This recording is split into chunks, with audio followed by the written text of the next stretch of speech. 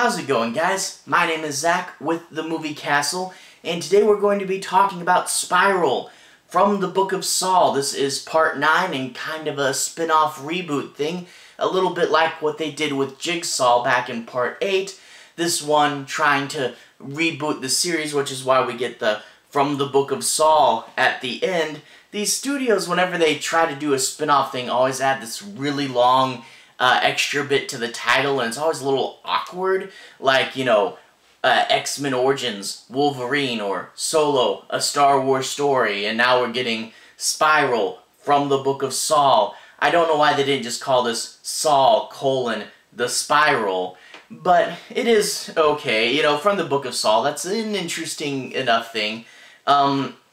This is from 2021, and is directed by Darren Lynn Bousman, who has done a few other entries for this. I think he did 3 or 4 other Saw films as well, so a series veteran. This also stars Chris Rock, who actually also came up with the story idea this time around, brought a pitch to the Saw people, and they went ahead and picked it up, and in turn he acts as a producer as well, so an actor, a story credit, and a producer. That's pretty cool to see one guy coming in with this new idea and bringing it, you know, with passion, you know, wanting to do something different rather than just another studio-mandated sequel, you know. So a big idea there, and I do like to see, you know, coming in hot with an idea. This movie also features Samuel L. Jackson. However, he's not in the movie too terribly long, but when he is there, he's pretty cool. But it's a case of, you know, a chunk at the beginning, a big chunk at the end, and then in the middle, just every now and then through like a flashback scene. So don't go in expecting too much Samuel L. Jackson, but when he is there, he's cool. Let's go ahead and dive into the plot. Now, I'm not going to be doing any major spoilers, but I do want to, you know, make sure you guys have a basic understanding as to what the movie's about, and I do want to say my piece on a few plot points. But for those of you guys who don't want anything at all going into this, the movie in general was pretty good. Not the best. If you guys saw Jigsaw, where it was, you know, the kind of a reboot thing, this has about the feel of that. I do wish it was better and that they had cleaned up a few of these plot points, but overall, I like the main idea. It wasn't the best. But I know that with new movies, people sometimes don't want any spoilers at all. And I will be talking a bit about the setup, but none of the payoff. So if you don't want to hear anything other than that, that's the short version. But let's jump right in.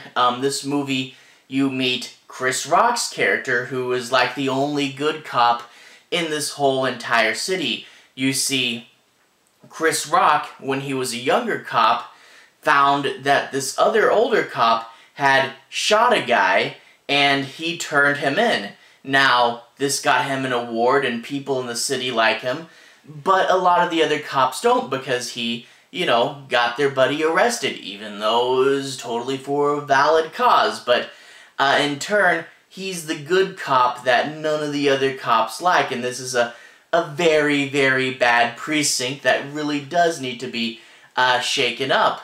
Now, Chris Rock, because he's such a loner, the new chief pairs him up with this young and, you know, innocent cop, and, you know, you do get several buddy cop tropes there, and right after they get paired off, they go on their first case, and the first case appears to be, you know, someone was hit by a train, is probably a homeless man, but they go and investigate further, and they find out 2 things. 1, the guy who was killed was a cop, and 2, the person who killed them was a Jigsaw copycat killer. So they have to go and find out who this killer is before he kills any more cops. And you do get a lot of the, you know, the Saw tropes, but they are pushed more to the back in favor of a Seven-styled cop movie this time around.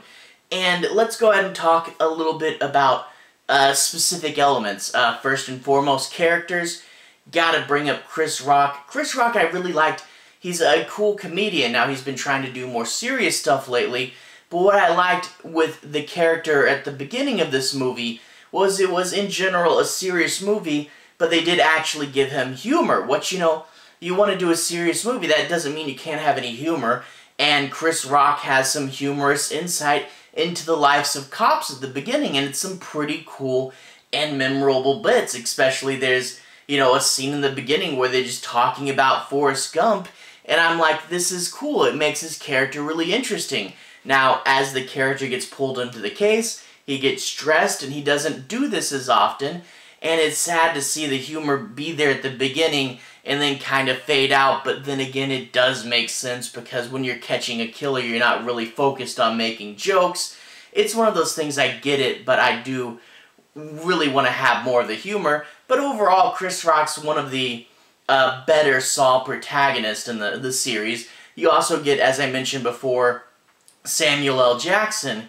And Samuel L. Jackson's always great. He comes in, he does his bit with these fun and creative swears, and, you know, he got some pretty cool little character moments. And I also did like, you know, they knew that Chris Rock in this movie was going to be Samuel L. Jackson's son, so they had Chris Rock do a few things that I think, you know, kind of were Samuel L. Jackson-esque, you know, a few moments where he flies off the handle too, and I found that really great to tie them together. But as I said earlier, Samuel L. Jackson's just not in the movie too terribly long, and I could have had him be like a top-billed main character. He's really good, and I really do love this actor, and I wish to see him in more stuff. And then, of course, you also got his young rookie partner, which is a good character. Again, kind of a standard, you know, rookie partner character, but he does the job well enough, and you do, you know, care for him, and you do want him to avoid the life that Chris Rock has, who's, you know, really angry and cynical of the world, and you're like, I hope he doesn't become this guy. And the other cops, though, they are all kind of mean. You know, his boss isn't as bad, but, you know, they all kind of hate him, so you're like, okay, we're trying to save these cops. They're all kind of jerks, though, so that's a little weird. But, after that, we have Tone. Now, the Saw traps are there. They are, like I said, kind of in the backseat to the cop movie, and luckily it feels more like Seven than a procedural cop show, although there are some procedural cop elements, but you get, like, say, the color palette of Seven, and the tone of Seven is in here as well.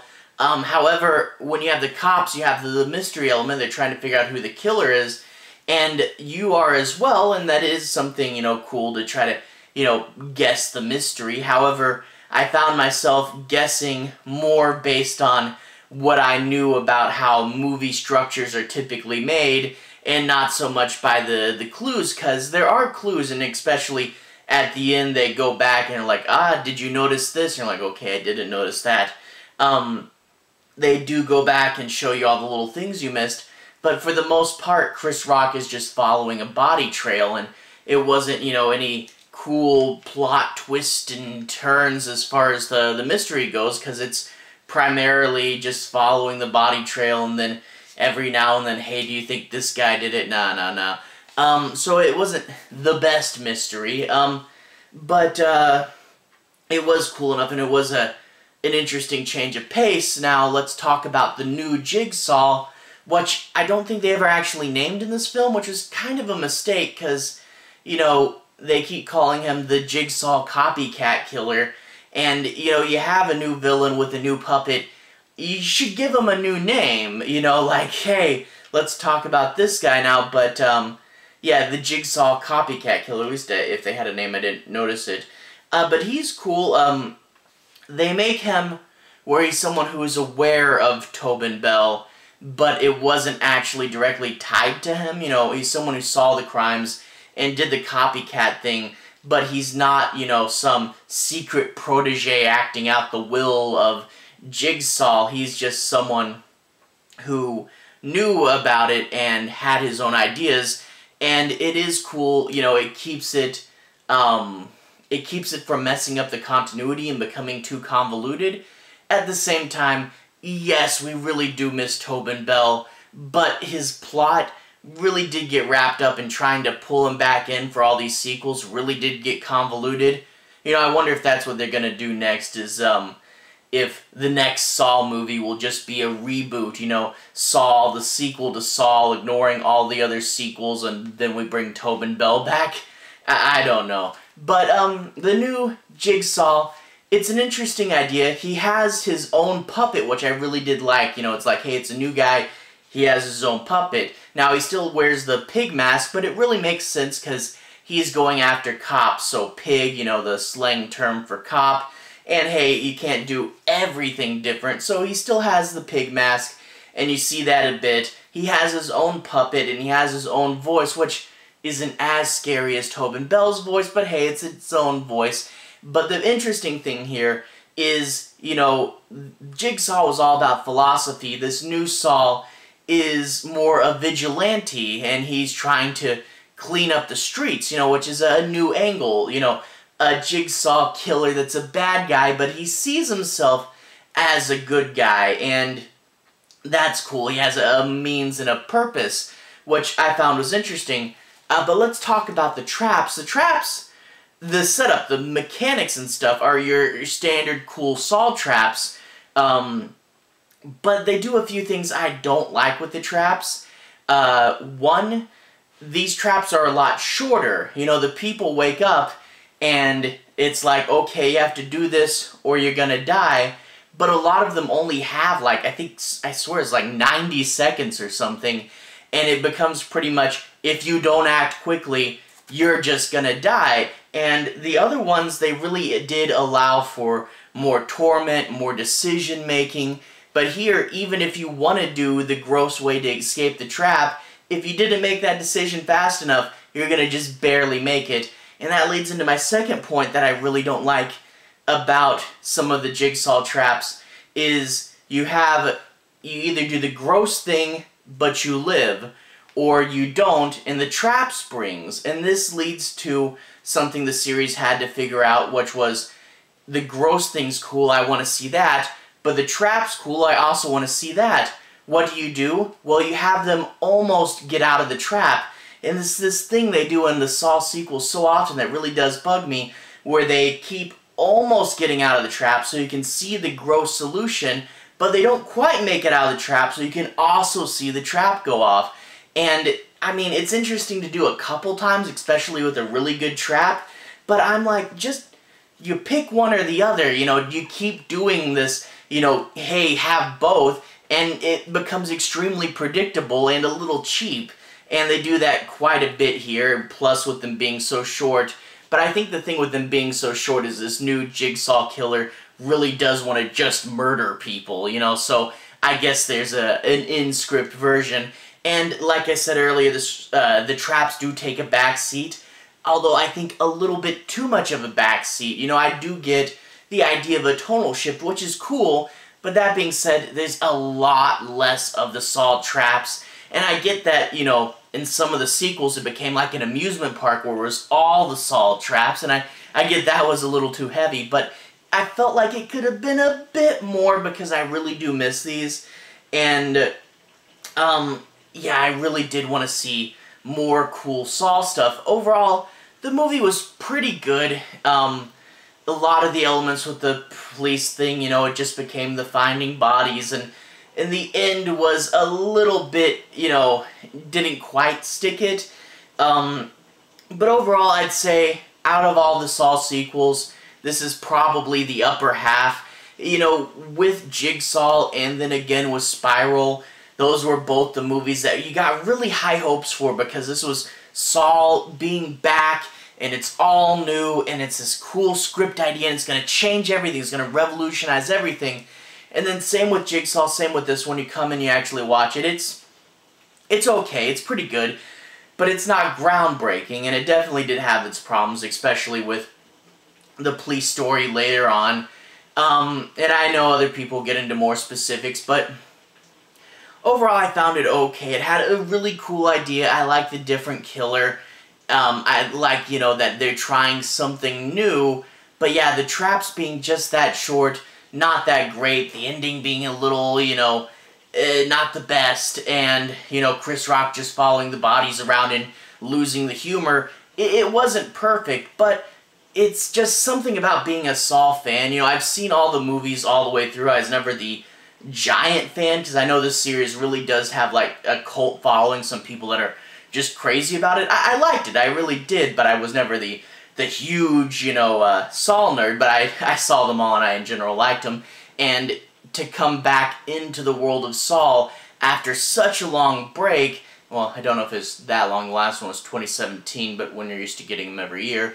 But anyway, I thought it was pretty good to be back in this world, even if it wasn't the best movie, but I see it has potential, and I'm wondering, you know, are we going to get Spiral 2, or are we going to get something else from the Book of Saw, you know? So I'm wondering, is it more with this killer, or are we going to jump into other copycat killers all around the world? That is something interesting. So I am curious what they're going to do, even if this wasn't the best movie. It had its faults, but it also had its moments, you know? So I liked it enough, and, you know, it did have problems, but among the better sequels still. Anyway, to everyone who's watched so far, thank you for watching. To everyone who's liked and subscribed, thank you. You're really helping the channel out. I'll put a relevant playlist on the bottom. If you want to see more stuff like this, you can click there and see more stuff. Anyway, have a good day. I'll see you guys again very, very soon. Have a good day. Relevant playlist on the bottom.